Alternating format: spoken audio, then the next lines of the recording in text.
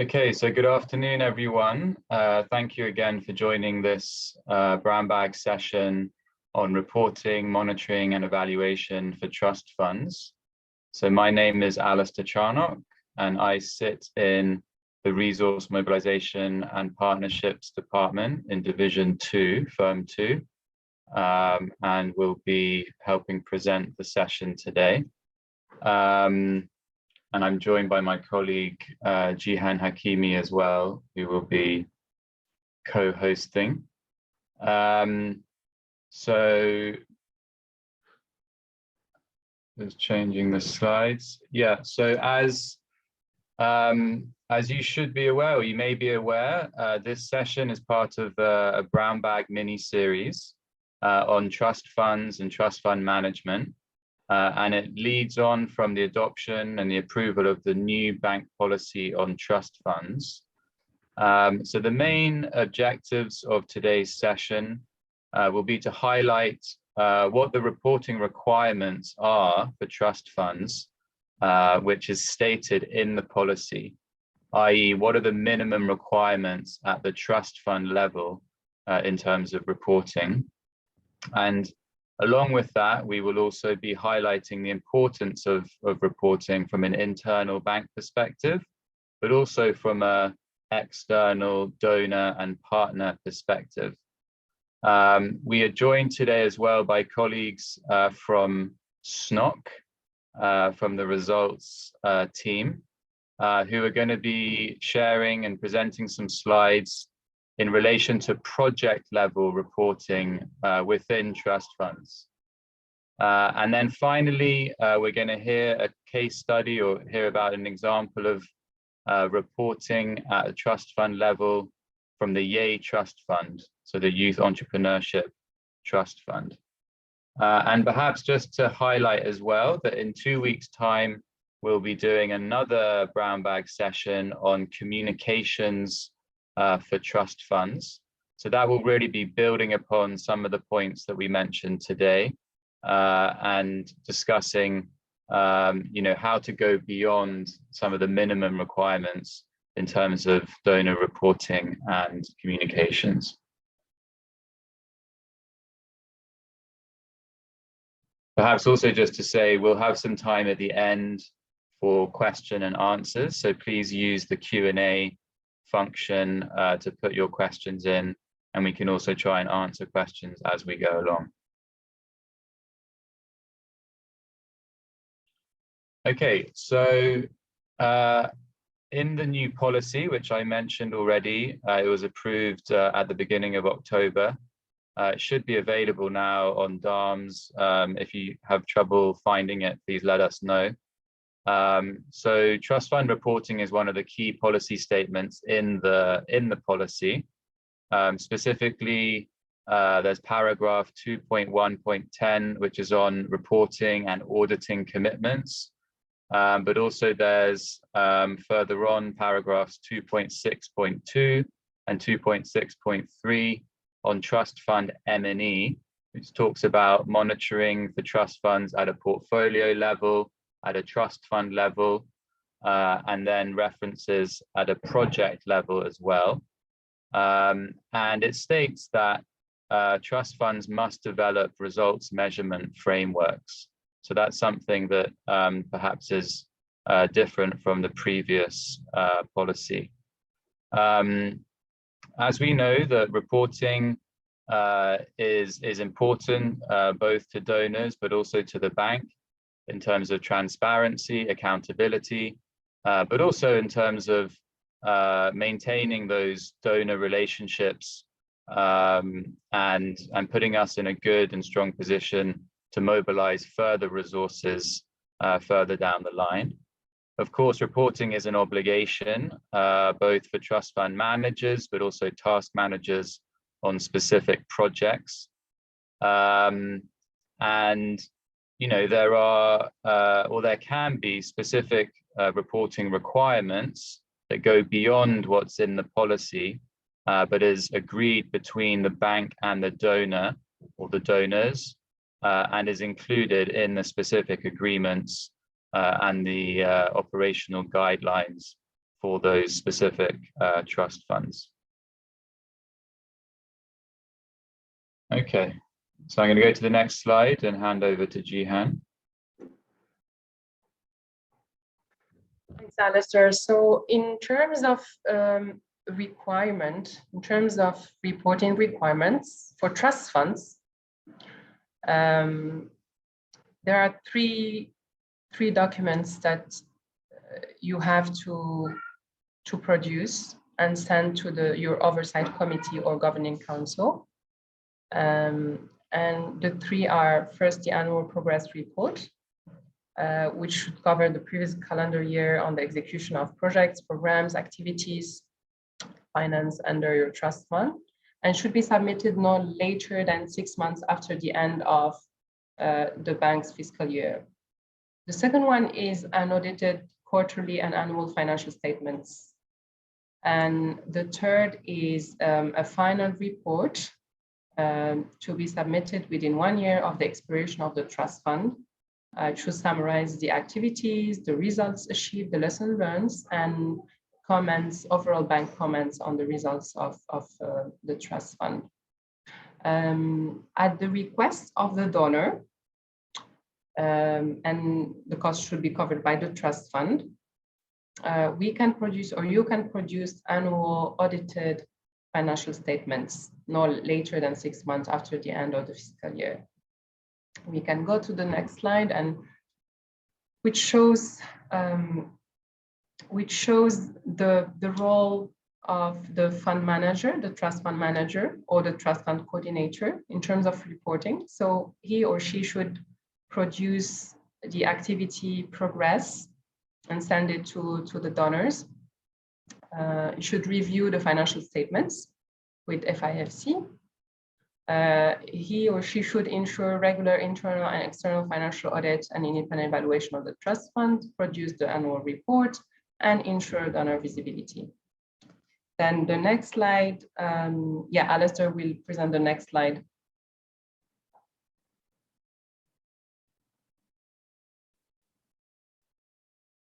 So as on mute, just to add on that last point that Jihan mentioned about donor visibility, that's something I think we'll also cover in the communications session, looking at how we can build upon a lot of these more kind of formal reports to help us with our other donor communications. So this slide just distinguishes, or helps to distinguish a little bit between the reporting obligations for the task managers on specific projects versus the reporting obligations for the trust fund coordinator or manager, which Jihan already went through. And yeah, some of this will be, this will be elaborated on by our colleagues from SNOC a bit later. So the task managers on the specific projects have the responsibility to submit the semi-annual progress reports as per the terms of the grant agreement or what's in the operational guidelines.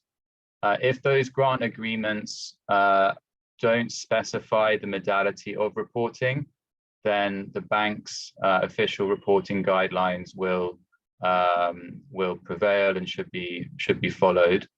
The task managers are responsible for submitting the project completion reports, or the PCRs, to the trust fund managers within 3 months of completion of the activities. And then, as mentioned earlier, there may be further reporting requirements that have been agreed upon between the bank and the donor, which task managers may be responsible for. So it's obviously always important to make sure that we're aware of what are in those agreements and guidelines. Then the next slide is just to go into a little bit more detail about the financial statements and reporting, which Jihan covered or mentioned earlier. So the financial reporting, or the financial statements, will be prepared by FIFC1, the Financial Reporting Division, and they will be prepared and they will be submitted to the trust fund, and then it's the trust fund team responsibility to pass them on to donors or the different committees as relevant. Unaudited financial statements are produced on a quarterly and annual basis. And as said, they will be sent either to the trust funds directly or to firm as well, depending on the trust fund. At the donor request, the bank can arrange for an external audit for those financial statements. But any external audit, the costs of which have to be borne by the trust fund. So if the donors are open and welcome to request the external audit to be done, but the costs have to be covered by the trust fund, and that has now been made very clear in the policy. In the event that an external audit is agreed upon, then our FIFC colleagues can support with that process. Okay, over to you, Jihan. Yes, and just to finish this section, which is about reporting at the trust fund level, Nadia and Penny will talk about reporting at the project level. So reporting is important because it's about transparency and accountability to the donors, to the beneficiaries, to the taxpayers. It's also about improving project performance. So it's very, very important. And some of the best practices in reporting is to integrate impact measurements into the trust fund strategy from the start. And then, of course, report in a timely fashion.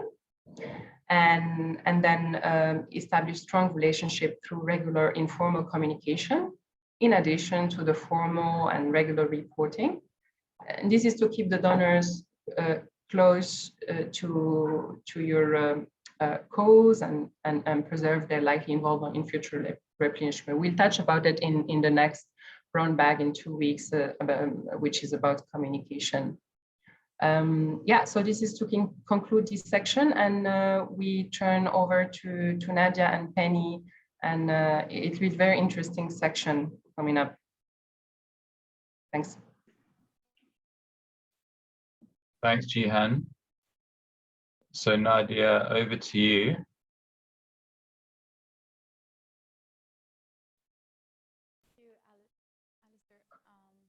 Thank you very much. Hi, good afternoon, colleagues. My name is Nadia Hamel. I work at the Quality Assurance Division as Development Effectiveness and Quality Assurance Officer.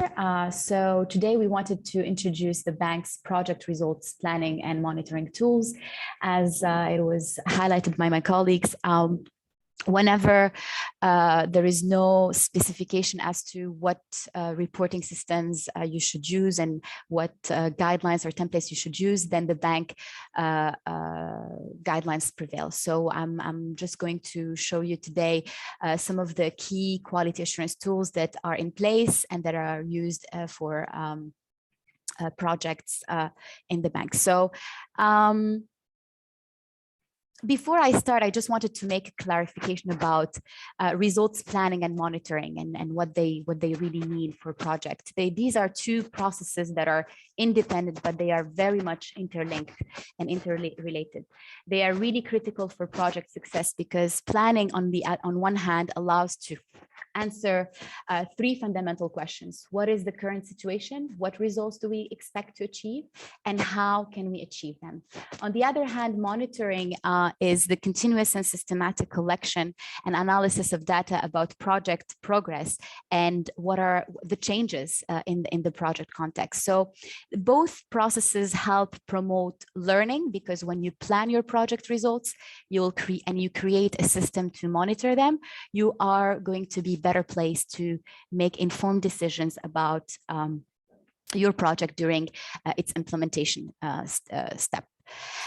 In addition, planning and monitoring, they promote accountability by demonstrating to project stakeholders, to donors, to the beneficiaries, the changes created by the project during implementation and at completion.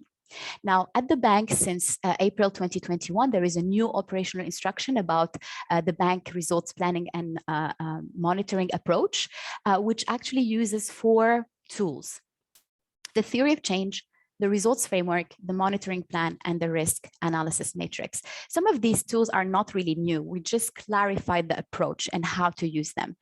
These 4 tools are critical at each stage of the project cycle, from the project design to implementation to completion. And they are mandatory at the concept notes and at project appraisal reports. They are meant to be reviewed and sometimes even revised during project midterm review, for example. And they will always form the basis for reporting on progress and reporting on progress, both during implementation and at completion of the project. So you see, you'll actually use them throughout the project cycle.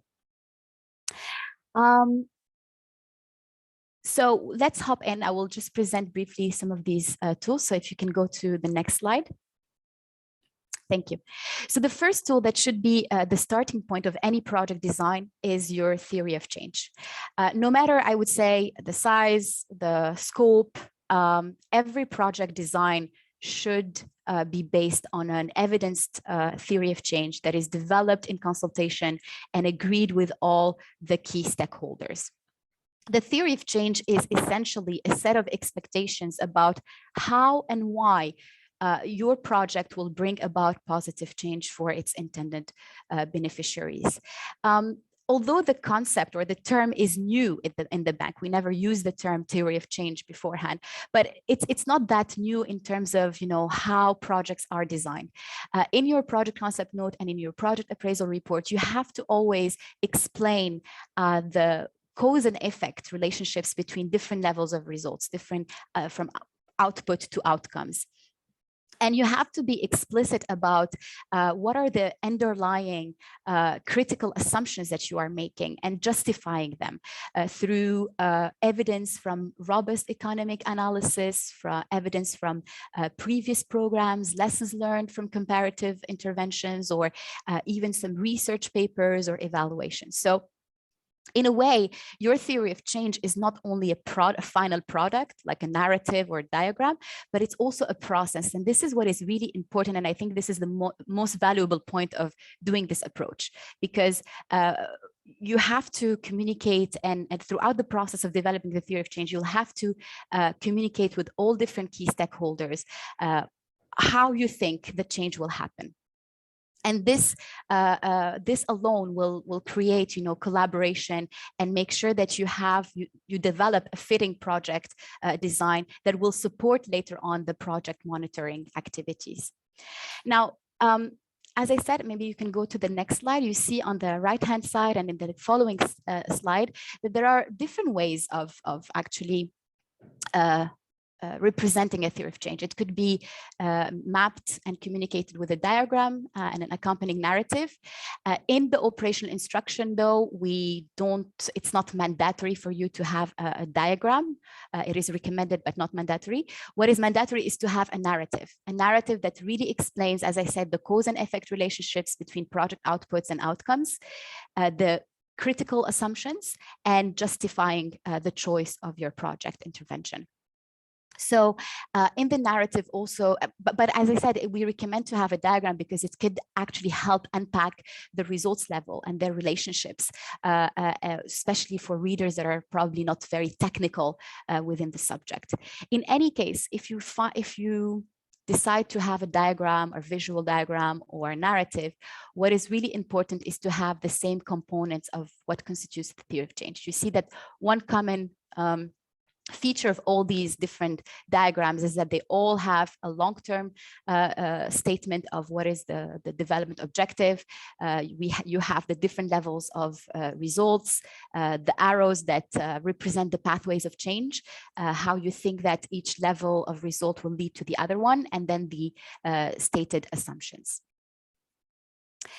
One thing that why we introduce the theory of change, because actually in the previous old version of the results framework, we have observed that there was oftentimes a gap in the logic. If you look at, on one hand, the outputs that were put in the results framework versus the outcomes, you know, it was like a black box. We don't know why these third set of outputs will lead to these outcomes. And this is precisely what the theory of change is going to solve, is allowing us to you know, unpack all these different causalities for the intervention logic. There is no right way, I would say, on the level of detail. You can have very simple, lean theory of changes, and then you have other projects that will have more complex with theory of changes with like branched results, etc. I would say it's up to you. It's up to your needs. Do you want to have a very detailed theory of change that will help you later on to monitor each pathway of change? Do you want to also highlight what are the other alternatives? Because that's also one powerful tool of this approach, is that you're not only looking at your intervention logic, you can also see what are the other intervention logics that are probably implemented by other developing partners or donors. Okay, so let's go to the other slide. I don't want to spend a lot of time on this. And I know that this is a new concept, but we have a detailed how-to note on how to develop a theory of change and what are the top tips for doing that. So once the theory of change is mapped, it's basically time to translate it into the results framework. I really want to highlight this point. You don't start with the results framework. You start with the theory of change. And once you are satisfied with the theory of change, then you translate it into the results framework.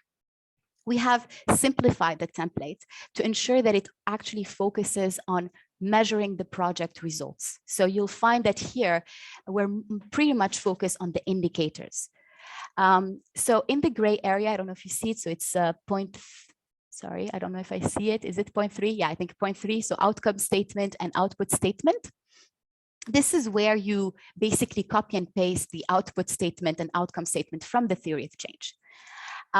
When you are formulating the output and outcome statements, ensure that they are phrased as achieved states, that as end results and not actions. Okay, not doing a training, but training delivered or something like that. So be very specific and word them as if the project has been completed. What is it that we want to achieve?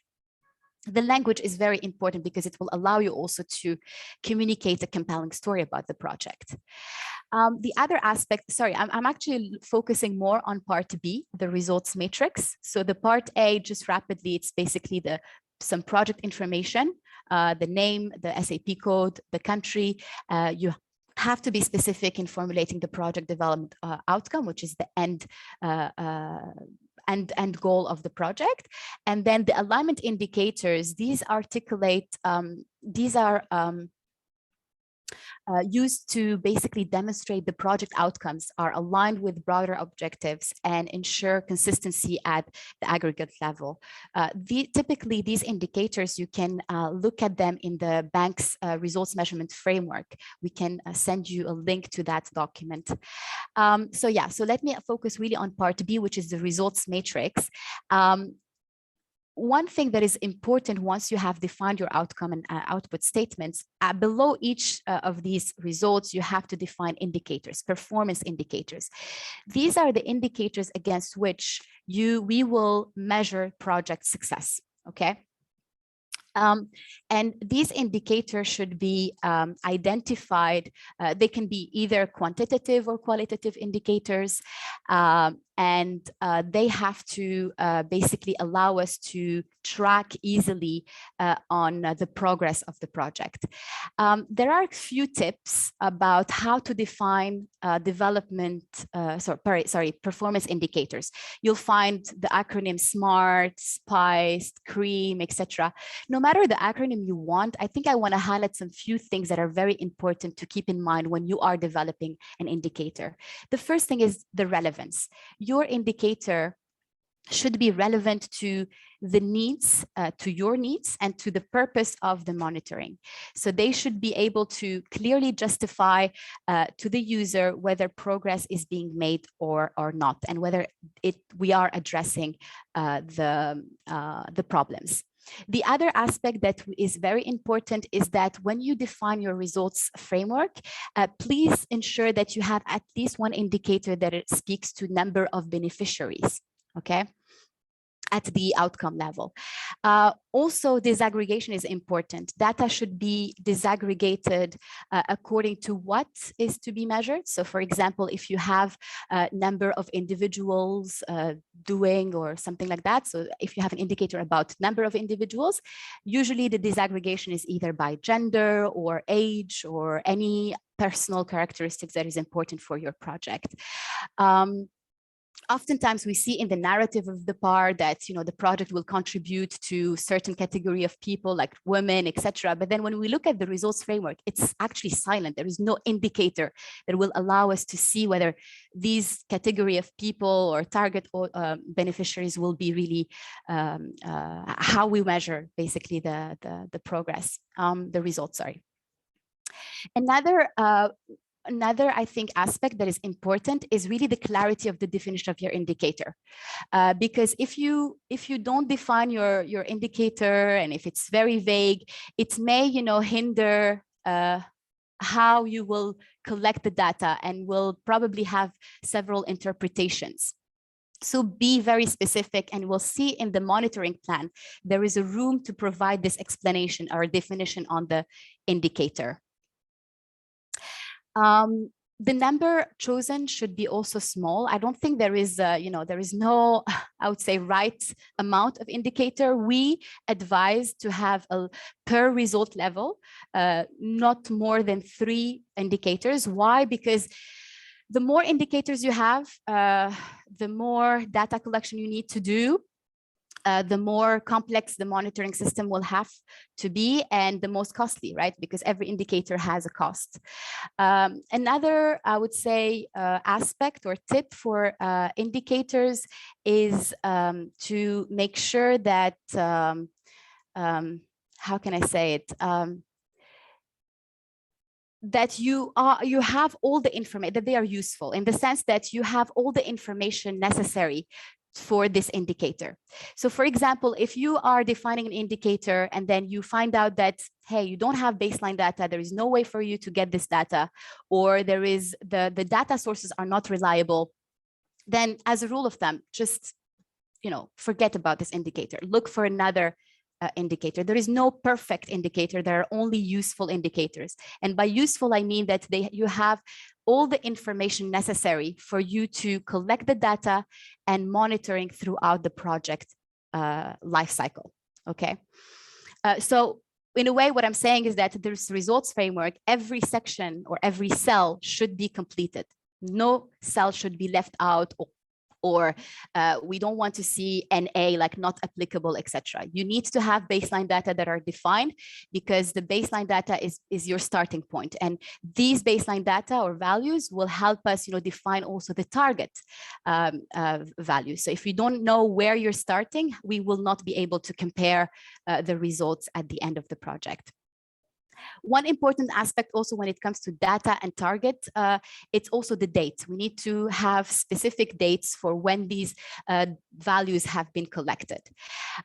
What is important also when it comes to I think target setting, we have an article about how to do that. What is important is that sometimes when you do target, when you set the targets, you probably don't have the necessary information to do it. And so sometimes you can either use like values, or you can, I would say, use benchmarking as well, okay? The last column is about source of information that will be needed to assess progress against each indicator. And this is also very important information, because it allows us to be sure that the information that you're collecting is reliable and valid.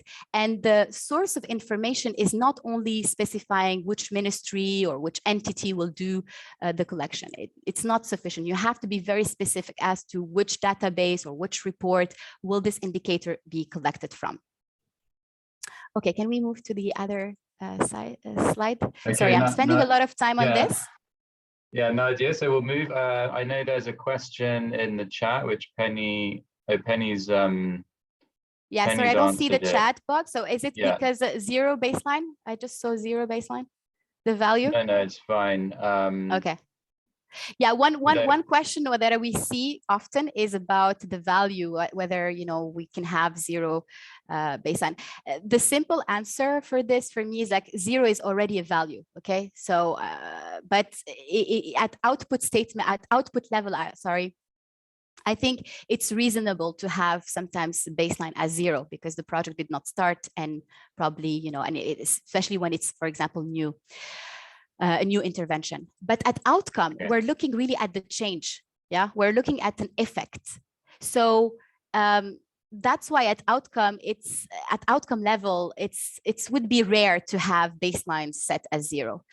We have again an article that defines the different scenarios for when baselines are zero and when baseline should not be zero, etc. Okay. So hopefully was there any other questions? No, there was a question about the difference between a results framework and results measurement framework, but Penny has put that in the chat, so okay. That's fine. So we'll move on. Just a time kind of flagging. So we're 12:35.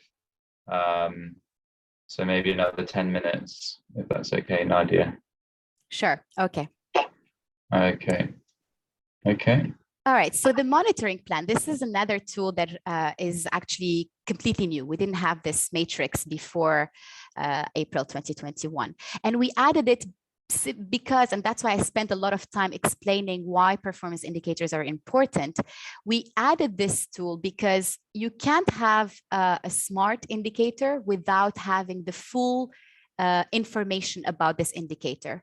This monitoring matrix should be included in the technical annex of the PAR. It's mandatory both at PCN and PAR. And it accompanies the results framework because it allows you to understand, okay, now that I have identified my indicators, do I have the definition of each indicator? Do I have the methods for data collection? Is there an entity responsible for collecting this data? At which frequency should we collect the information? And also planning ahead, right? Planning our annual targets. Now, for certain results level, you may probably not have, you may not expect to achieve a result or milestone every year. Typically for outcomes in the first years, probably you won't see any changes. So maybe you will, so it's fine to keep it empty. It's this last column about annual targets is really for you as a planning tool, yeah, as a forward-looking tool. Now, there are a lot of methodologies about how to set data collection. So from primary or secondary sources, etc. I don't want to speak to this. We will also have some material about this.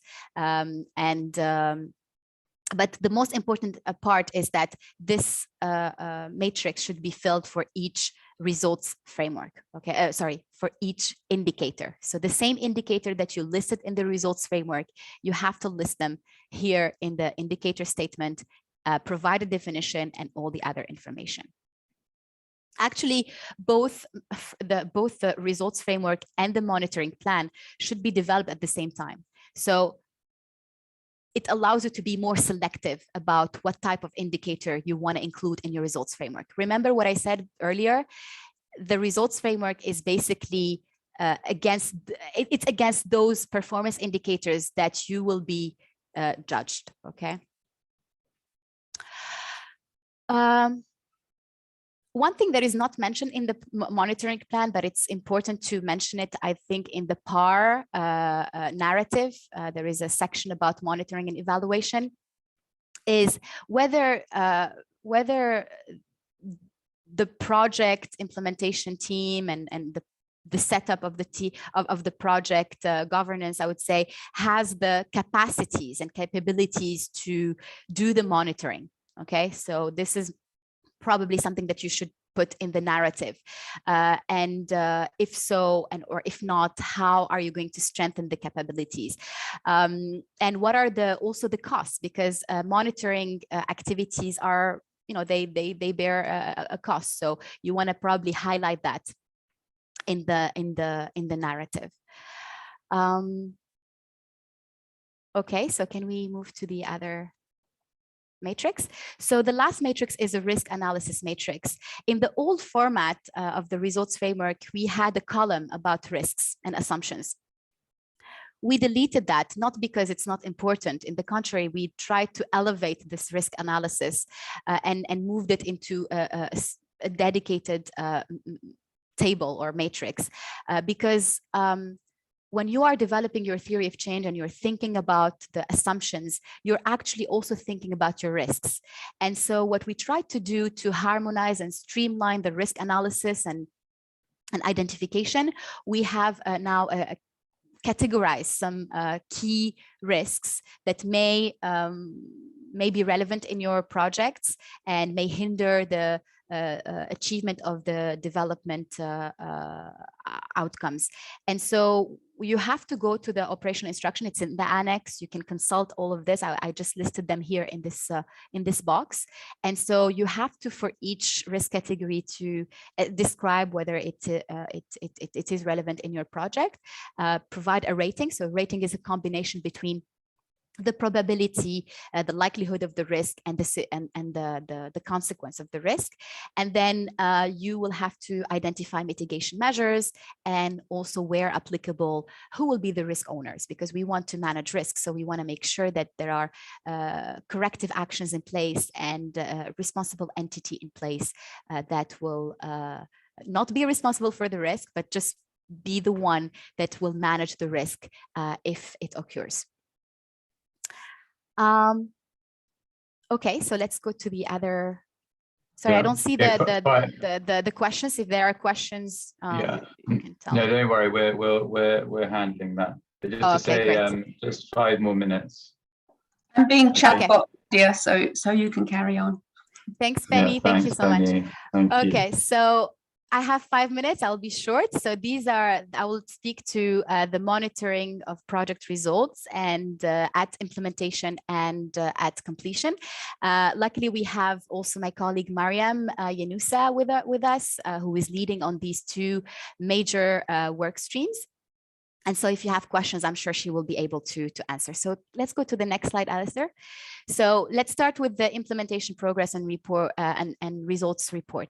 This is the main self-assessment tool, which is used by the bank to monitor the implementation progress and assess the likelihood that our project will deliver intended outputs and achieve the desired outcomes.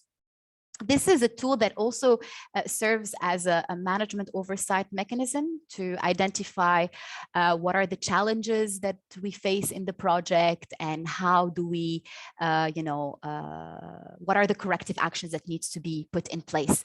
As I said, this guideline is currently being revised, and the revision, the changes, I would say, of the guideline are basically to improve and clarify the methodology, to clarify the format, and also to incorporate good practices in terms of implementing reporting.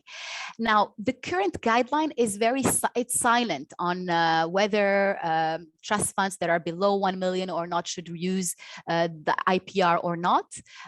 So in the new guideline, we will clarify how the application of the IPR report. So in terms of like the timing, the frequency, and specifically, as I said, for I think for operations that are under 1 million, we have now a simplified template on how to do the IPRs. Okay, so like sort of lighter version of IPR format that could be used by trust fund projects. Next slide, please.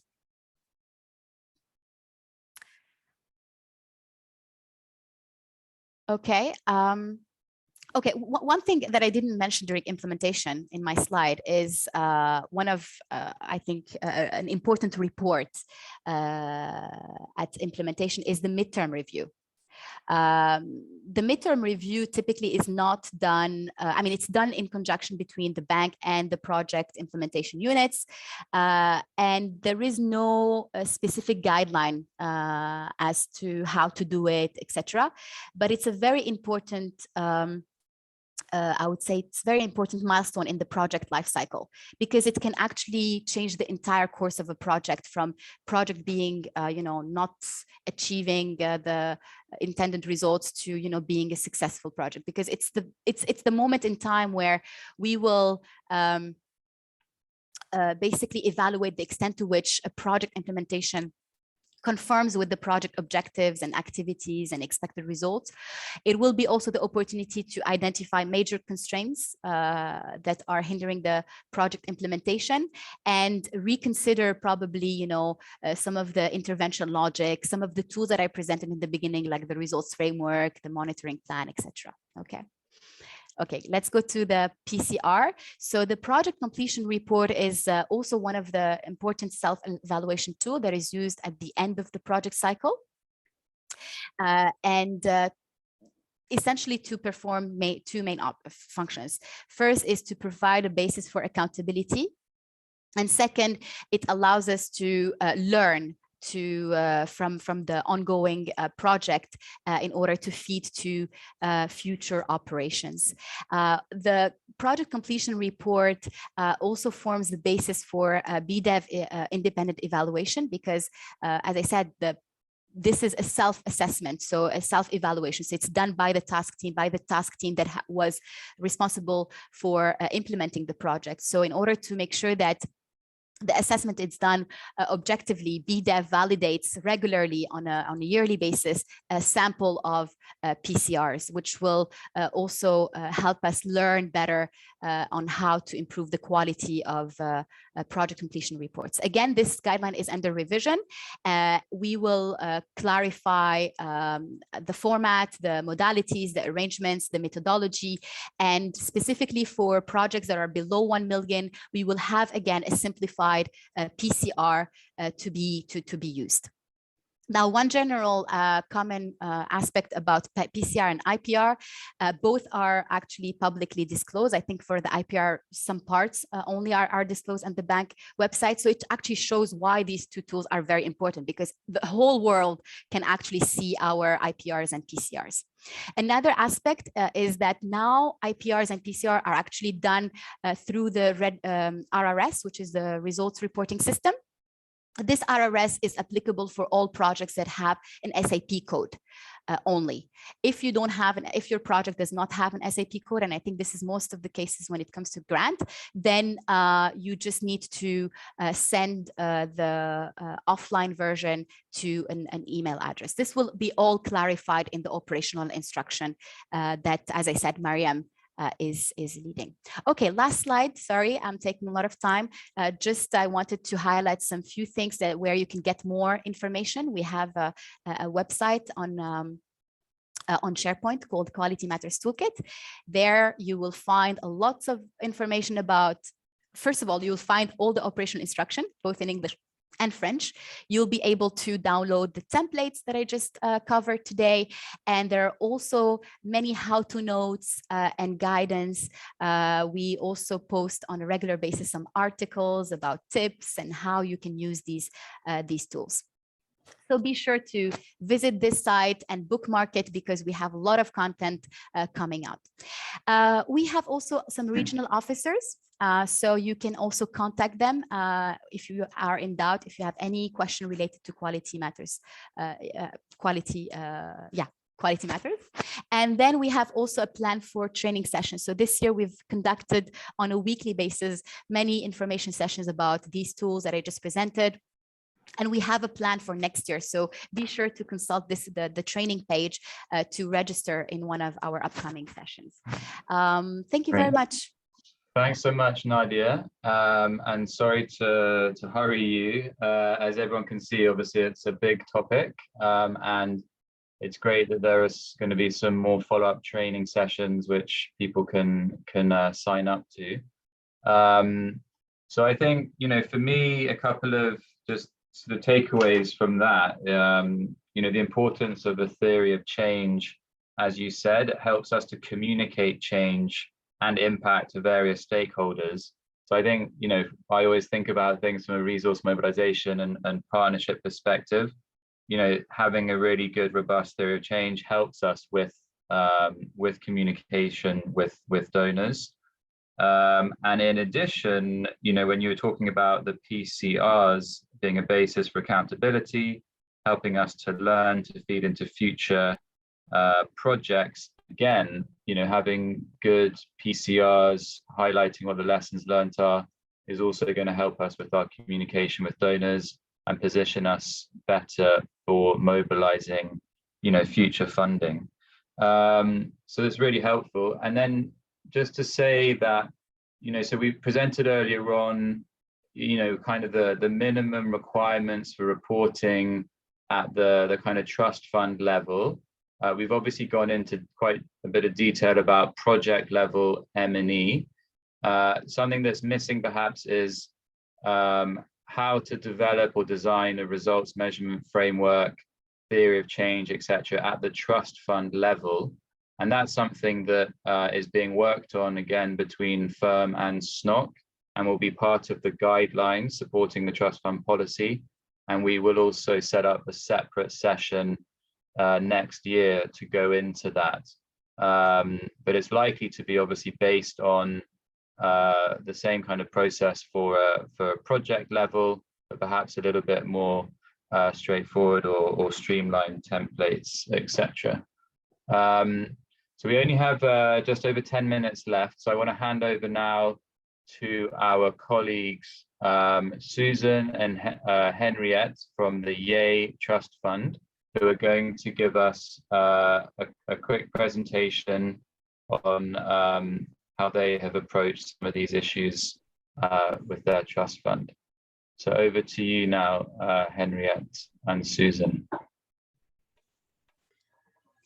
Thank you. Good afternoon, everyone. I hope you can all hear me clearly. My name is Susan Mugwe, and I recently joined the bank working with the Yay MDTF fund as the M&E officer. And I'll just walk you through briefly what we do at the fund in terms of quality assurance and reporting. And just to say that the fund, the Yay MDTF fund, provides grants to support the implementation of the bank's Jobs for Youth in Africa, Jobs for Youth in Africa strategy, so that we can empower the youth-led startups and MSMEs, both in the formal and the marginal informal economy, to run viable businesses and create employment. So within the fund, we believe that quality assurance at project design and conceptualization stage becomes the bedrock for getting achievements and end results as per the theory of change that has just been presented for the bank. And so at the design stage, the grantee develops and submits their proposal using the Yay template. But this Yay template is from the Quality Matters Toolkit that Nadia has just talked about. But the projects then align their indicators with the Yay MDTF's results-based log frame. And then at the secretariat level, we ensure the overall quality, we ensure there's alignment with our mission, and also compliance with the template requirements. Once we assure that it meets that threshold, this proposal is then submitted to the technical review committee for clearance or for approval.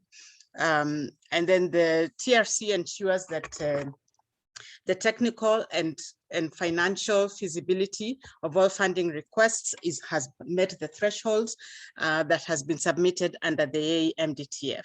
Now, the TRC is composed of the different departments you see on your far right of the screen, but we would like to highlight two at this particular point. That's the SNOC that checks the quality of the results framework and also looks at the content of the results framework itself. If we could go to the next slide, please. So that was at the design stage. And now when it comes to the reporting, this is the reporting flow. So the grantee will submit their report to the Yay Secretariat, and we review that report. And if the report does not meet the reporting requirements, then we send it back to the grantee with our feedback on what they need to improve and change. And then they will resubmit that back to us. If it meets the requirement, then we collate all the information and the data, and we will soon be entering it into a monitoring and reporting online system that we are developing, where we will be collecting all this information. The system, I want to say at this point, is still under publication, or rather under production, and as soon as it is ready to launch, that will be shared with everybody. Now, once that system goes online, our oversight committee that also comprises of donors will be able to actually go into the system and review the information therein. If they require additional information or they're not quite satisfied with some of the information presented there, they will, request the secretariat for that additional information. But if it meets the OC's requirement, then as a secretariat will generate text-based reports and then of course share those with the oversight committee. Next.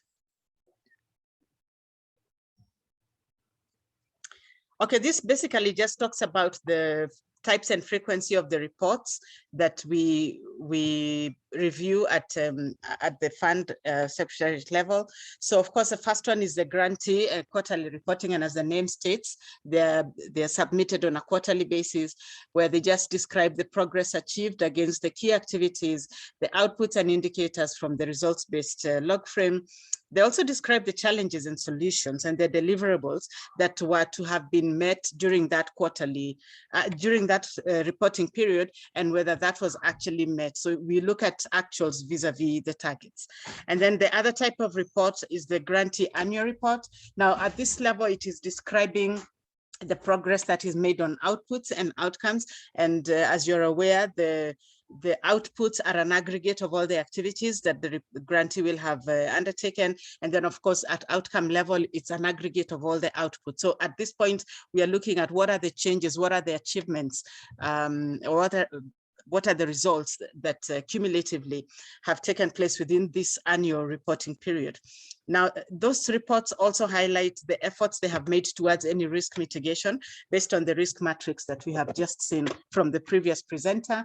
It also describes if there are any emerging challenges or opportunities within the field where the grantee is working, and also includes a financial expenditure against the budget.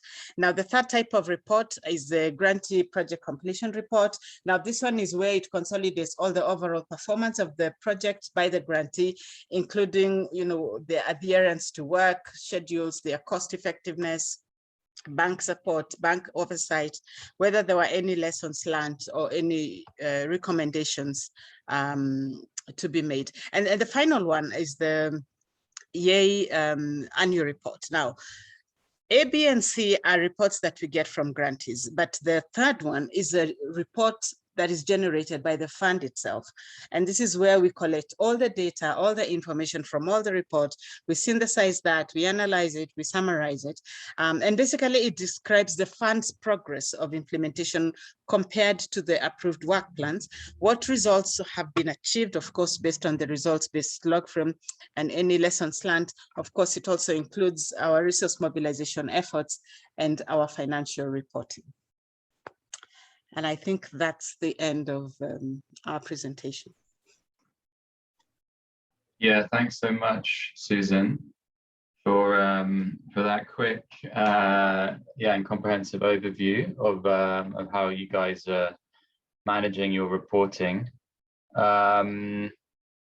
So I see there's been quite a bit of chat or exchanges in the chat box. Jihan, how's the best way to manage this? We have 3 more minutes. Yeah, so we have 3 more minutes. Maybe we can take a couple of questions before we close. Okay. I see Penny has answered most of them. We have a new coming up. One from Antoine. It says, as operation assistant, I use a lot TFMS for both leading trust fund activities. And PS, I think that I got more information in my advice today as I keep learning from you all, okay? And then Goran is asking a question to Penny. Maybe Penny can reply directly. Oh, sure. I can try. Thanks for the question, Goran. I think that, to be quite frank with you, there's lots of challenges involved in the different systems that we have. My understanding is that SAP project system is due for an upgrade, and that's something that Wakanda are looking into. They're leading on that. What the conversation is with regard to TFMS, I'm not so in the loop. But these are the kind of issues that we need to iron out, because a lot of our challenges, like for example, now that we're asking everyone to complete their IPRs and PCRs online in the results reporting system that's connected to project system, that's fine if you are connected to project system, but that system is not well integrated with TFMS. And Chiz and Pins and us are also working on an RRS for non-sovereign operations as well, which follows the same kind of model, but lots of differentiation for different types of non-sovereign operations. So I don't have an easy answer, but I think, Goran, you raise a very important point, and we need to engage with the Wakanda team to get the upgrade of project system right. I think that was the only outstanding question. I was quite enjoying being a chatbot. No, you did a good job. Thanks, Penny. Yeah, and I think as Goran has said, the challenges perhaps that they're having with CEPHA is because, having to use the two systems and also using grant and non-grant instruments, which, as we know, is now with the new policy, trust funds are able to use the range of financial instruments. So this is certainly an issue that we're following up on, but I don't think there's a kind of easy solution at the moment. There's another question, actually, Alistair, from May, which is about having space to talk about dialogue, reflection on emerging results, lessons and redirections apart from midterm reviews. The data that we have, which may not be very reliable, infers that the majority of projects, and in this I include the big ones, it's not really about trust fund projects, don't actually do a midterm review, which is quite worrying, to be honest. And the midterm review is meant to be a mandatory process, and that's the main time. I think this really applies to bigger operations rather than small trust fund ones, where you can officially make major changes to a project that maybe was misconceived at the outset. But one of the, beyond the midterm review, as you asked, May, one of the key tools is the IPR, the Implementation Progress and Results Report, because in that you're looking at, well, are things off track? If they're off track, why are they off track? Both in relation to progress towards the results that you're looking for, and also in relation to all of the implementation dimensions like procurement, E&S, and that kind of thing. So doing an IPR is the time when you have that reflection and say, actually, this project's off track, we need to rethink. When it comes to the project completion report, actually lesson learning is one of the main objectives, one of the main components. So at completion time, there is indeed space for that. But like many institutions, one of the bigger challenges we have is we learned a lesson from one project. How do we make the loop back to the new project so that we're actually applying those lessons in practice? I think that's all the questions. Yeah, and hopefully at a trust fund level, trust funds are able to create the space to reflect on those lessons from specific projects as well, whether it's through the TRC or the Oversight Committee. Okay, so there's lots of praise for everyone for the presentations. So thanks everyone, especially our guest presenters. We will we will share the PowerPoint with everyone afterwards. I see there's a question about where to get reporting templates for grants less than 1 million USD. Do you want me to answer that? Yes. Yeah, I was about to write in the chat. Thanks for this question. Actually, we have some templates. They are rather old, but they can be used. Just know, Amani, that in the new guidelines on IPR and PCR will have a simplified templates for projects that are under 1 million. So we can share with you the current one, the existing ones, but just know that these will change once the new IPR and PCR guidelines are enter into force.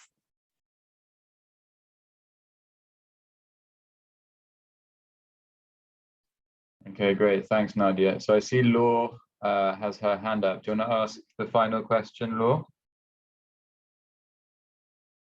Oh, she's gone. Jihan? Yeah, I see she's gone. Yeah. Okay. Okay, so I think we've just gone over the hour, so I think we'll wrap up now. Thanks again to the different teams, to SNOC and to Ye for presenting today. I think it was a really rich conversation, lots of content, lots of information that we can share subsequently. We'll share the PowerPoints, and we will also be arranging follow-up sessions as well.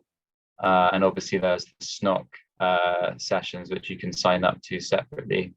But thank you all once again, and we look forward to hopefully seeing you in 2 weeks' time for the next session on communications within trust funds. Jihan, any final word? No, thanks to SNOC and the Yay team, and see you in 2 weeks. Great, thanks everyone. Have a good afternoon.